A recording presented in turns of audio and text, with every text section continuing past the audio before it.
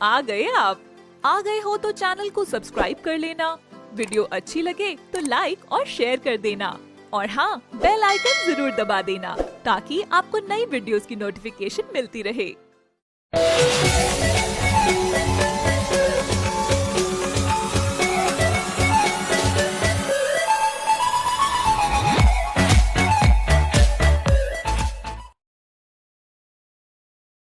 गरीब काम वाली।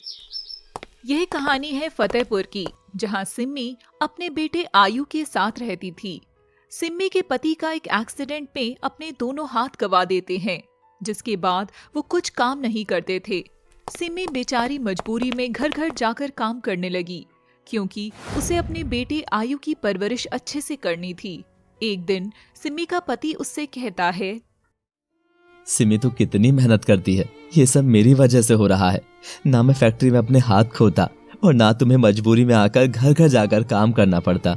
मैं कितना लाचार हूं ना, तुम पहले घर घर जाकर काम करती हो, फिर मेरा और आयु का ध्यान रखती हो, हमारा खाना भी बनाती हो और फिर पूरे घर का काम भी करती हो। मुझे माफ कर दो, मेरी वजह से तुम्हारी जिंदगी बर्बाद हो गई। मुझे माता पिता दोनों का ही फर्ज निभाना पड़ रहा है। आयु के पापा, आप ये कैसी बातें कर रहे हैं? आप हमारे लिए सब कुछ हैं और नसीब से बढ़कर कुछ नहीं होता। आपके नसीब में और मेरे नसीब में यह दुख था कि आपके हाथ चले गए। आपको नहीं पता मैं आपको ऐसी हालत में देखकर कितनी दुखी होती हूँ। मुझे काम से कोई फर्क नहीं पड़ता, लेकिन मैं आपको ऐसे लाचार नहीं देख पाती। लेकिन चलो, इसमें भी कोई ना कोई भला ही होगा।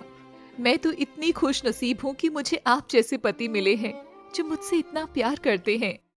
मैं तुझे प्यार के अलावा और कुछ दे भी नहीं सकता सिम्मी। तुझे देने के लिए मेरे पास कुछ बचा भी नहीं है। एक औरत को पति का प्यार मिल जाए, वही सबसे बड़ी पूजा होती है। और मुझे आपका प्यार मिल रहा है, ये क्या कम है?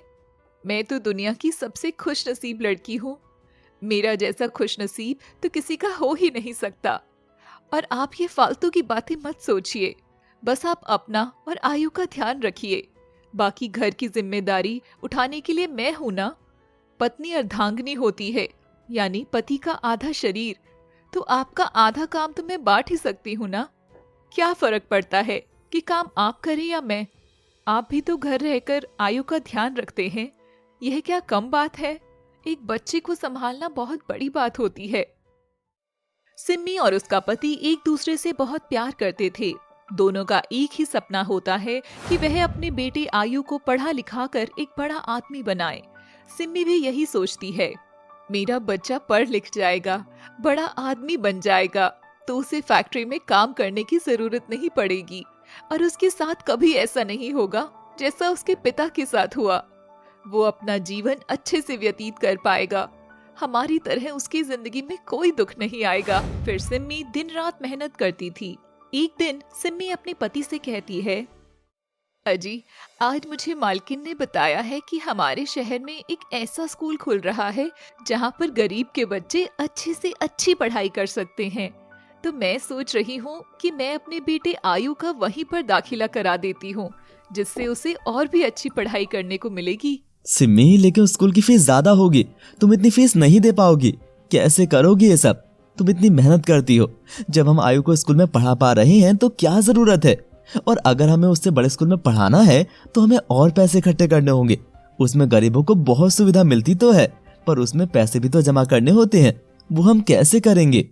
अजी, आप चिंता मत करिए, मैं एक घर और पकड़ लूंगी जहाँ पर मैं काम कर सकूं, लेकिन अपने बेटे आयु का दाखिला तो मैं उसी स्कूल में करवाऊंगी।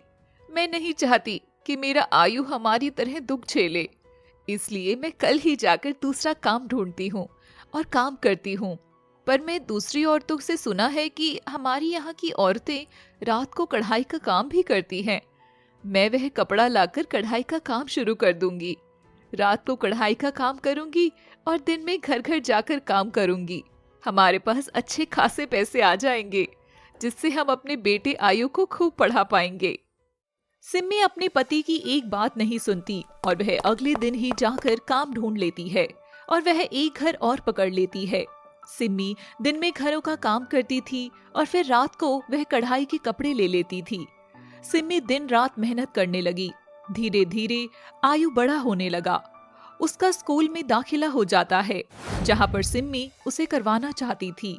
वह भी पढ़ने में काफी अच्छा था, लेकिन अपने बेटे को अच्छी पढ़ाई कराने के चक्कर में सिम्मी की आंखें खराब होने लगी। और जब उसका बेटा जवान हो गया तो उसकी माँ की बहुत बुरी हालत हो गई और उसकी आंखें बिल्कुल ही खराब हो गई थी। उसे देखना भी बंद हो गया था। एक दिन वह बेहोश हो गई और उसका बेटा और उसका पति उसे अस्पताल ले जाते हैं। अस्पताल में डॉक्टर सिम्मी के पति से कहते हैं, आपकी पत्नी की हालत बहुत खराब हो गई है। उनकी आंखें बिल्कुल खराब हो चुकी हैं।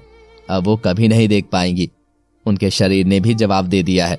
अब वो ज्यादा चल फिर भी नहीं सकती है। आप मुझे ये बताओ कि क्या वो ठीक से खाती पीती नहीं थी? ऐसा लगता है कि जैसे कई साल उन्होंने लगकर कुछ मेहनत की हो, अपने शरीर को जरा भी आराम नहीं दिया हो और ठीक से खाया पिया भी नहीं है, जिसकी वजह से उनका पूरा शरीर खराब हो चुका है। उनके शरीर का कोई भी अंग ठीक से काम नहीं कर रहा है। आप सही कह रहे हो डॉक्टर साहब। अपने बेटे को बड़ा आदमी बनाने के चक्कर में मेरी सिम्मी ने अपनी पूरी जिंदगी मेहनत करी है। उसने दिन रात एक करके अपने बेटे को पढ़ाया है, जिसकी वजह से आज हमारा बेटा पढ़ लिख कर अच्छी खासी नौकरी कर रहा है। ये सब इसकी ही मेहनत का नतीजा है। लेकिन अपने बेटे को तो इसने पढ़ा दिया, लेकिन खुद अपने शरीर को खो बैठी है।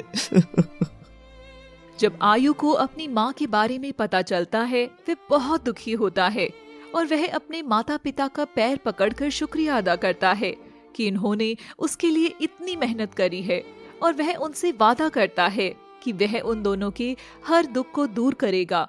और वो पैसा इकट्ठा करता है, अच्छी नौकरी करता है और अपने पापा के हाथ का भी इलाज करवाता है। उनको नकली हाथ लगवा देता है, जिससे वह अपने जरूरी काम कर सके। और अपनी माँ का भी दोबारा से इलाज करवाता है, जिसकी वजह से वह थोड़ा थोड़ा चलने फिरने लगती है और उन्हें चश्मा लगाकर थोड़ा दिखने भी लगता है। उसकी माँ भी भगवान को धन्यवाद करती है कि आज उनकी मेहनत रंग लाई। आज उनका बेटा इतना पढ़ लिख कर बड़ा आदमी बन गया। आयु अपने माता पिता की हालत देखकर बहुत दुखी होता है और गरीब बच्चों के लिए स्कूल खोलता है, जिससे और किसी के माँ बाप को इतना दुख ना झेलना पड़े अपने बच्चों को अच्छी पढ़ाई देने के लिए।